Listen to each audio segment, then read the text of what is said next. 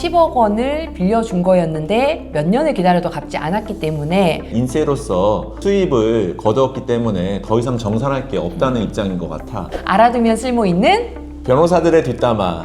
안녕하세요. 한 변호사 함철성 변호사. 배 변호사 배양미 변호사입니다. 박근혜 전 대통령 쫓겨나는 거 아니냐고 난리가 났는데요. 뭐 때문에 집에서 쫓겨난다 이렇게 얘기가 나오는 거죠? 박 전 대통령의 사저에 대한 가압류 신청을 받아줬기 때문인데 놀라지 마. 그 가압류 신청을 한 사람이 누군지 알아? 은행이 한 건가요? 아니면 뭐 돈 빌려준 사람이 있었나요? 이게 참 세상이 묘한 것 같아. 한때는 박 전 대통령의 가장 열렬한 우군이었던 가로세로 연구소, 즉 뭐 가세연의 김세희 대표가 가압류 신청을 했다고 하더라고. 예전에 동지가 이제 적이 돼가지고 소송전에 돌입한 건데 이게 배신을 한 건지 아니면 당연한 권리를 행사한 건지 한번 살펴봐야 될 것 같습니다. 25억 사저 매입의 진실과 사라진 10억 원의 행방에 대해서 낱낱이 한번 파헤쳐 보도록 하겠습니다. 박근혜 전 대통령이 출소하고 나서 본인이 지금 집을 살 수 없었던 뭐 무주택자 상태였잖아요. 그때 이제 돈을 그쪽에서 이제 빌려주게 되는 거죠. 그때 박 전 대통령이 옥고를 거치면서 벌금하고 뭐 추징금을 내기 위해서 기존에 있었던 내곡동 집이 다 경매로 넘어갔다고 하더라고. 그러다 보니까 당장 이 사면되고 난 다음에 사실 데가 없다 보니까 그 후에는 뭐 동생인 박지만 회장이라던가 주변 사람들이 이 집을 구해주려고 했는데 또 마땅치 않다 보니까 그때 적극적으로 가로세로 연구소에서 나서가지고 달성군에 있는 이 집을 25억 원 가량을 매입한 것으로 기사를 보면 이렇게 나와 있어. 그런데 그 25억 원의 그 자금 출처를 뭐 살펴보면은 김세희 대표가 21억 원을 냈고 법인인 가로세로 연구소에서 1억, 또 그 당시 가세연을 같이 운영했던 강용석 변호사가 3억을 낸 것으로 나와 있더라고. 취등록세 관련해가지고는 뭐 박근혜 대통령의 오랫동안 같이 있었던 그 변호사라고 할 수 있는 유영아 지금 현직 국회의원이 3억 원을 낸 것으로 기사에는 나와 있어. 그 돈은 빌려준 건가요? 아니면 준 건가요?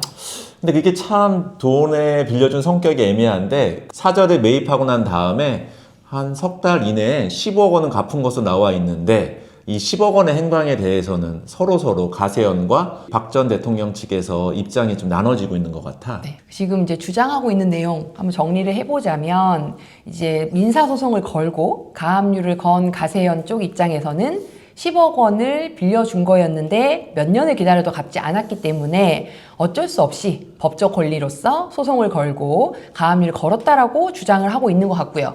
뭐 박 전 대통령 측에서는 10억 원은 애초 이 가세연의 김세희 대표가 그 당시 박 전 대통령이 옥중에 있을 때 서신 등을 책으로 만들면서 충분하게 그 책이 팔렸기 때문에 인세로서 수입을 거두었기 때문에 더 이상 정산할 게 없다는 입장인 것 같아.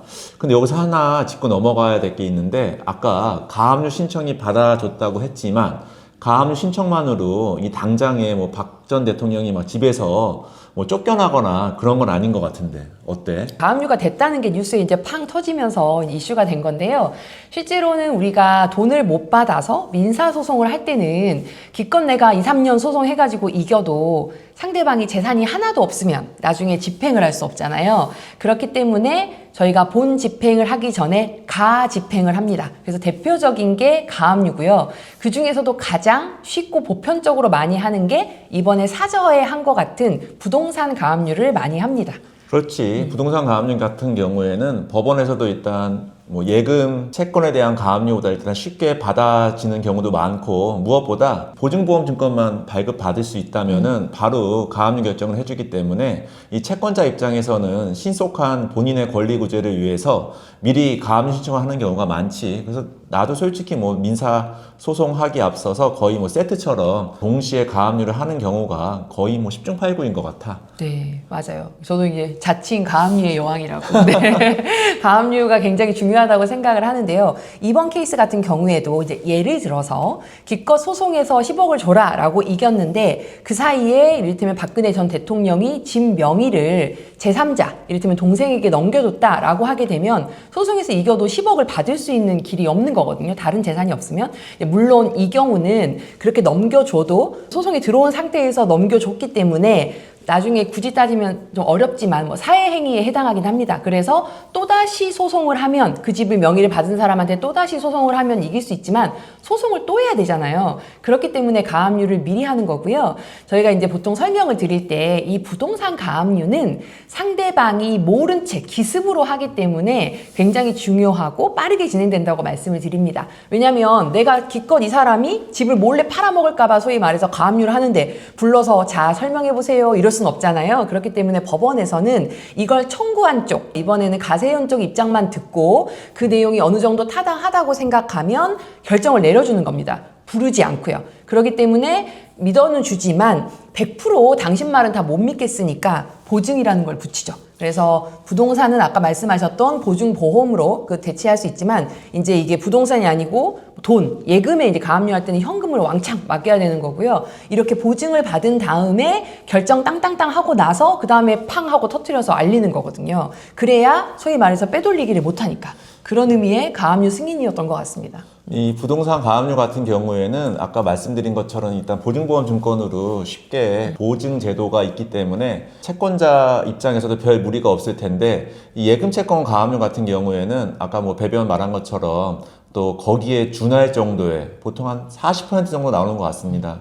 그 정도의 현금 몽탁을 하기 때문에 돈이 그만큼 묶인다는 것을 꼭 채권자분들한테 설명해드려야지 나중에 가압류 결정 다 나오고 나서는 그 돈을 왜 이렇게 못 찾냐 라고 하시는 분이 많더라고. 근데 그게 사실상 거의 소송 끝날 때까지 묶이게 되는 돈이잖아. 네. 그래서 그 점을 꼭 사전에 설명을 드려야겠더라고. 네. 이 통장에 1억이 있을 것 같으니까 내가 받을 돈 1억이니까 1억 가압류해 주세요 라고 하게 되면 법원이 상대방을 불러서 물어보지 않거든요. 그렇기 때문에 그래 그러면 내가 원고 말을 믿고 가압류를 1억을 해줄 테니까 당장 이 사람은 돈을 못 쓰게 되잖아요.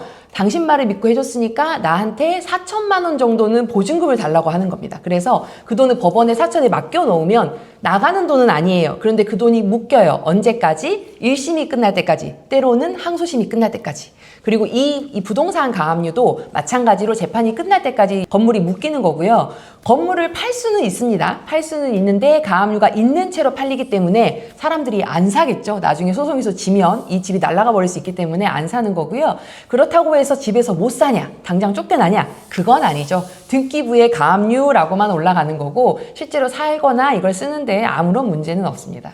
그럼 지금 당장 뭐 박 전 대통령은 뭐 언론에서 이렇게 호들갑 떠는 것처럼 당장 뭐 집에서 쫓겨나거나 그런 문제는 아닌데 너무 좀 호들갑을 떠는 것 같은데?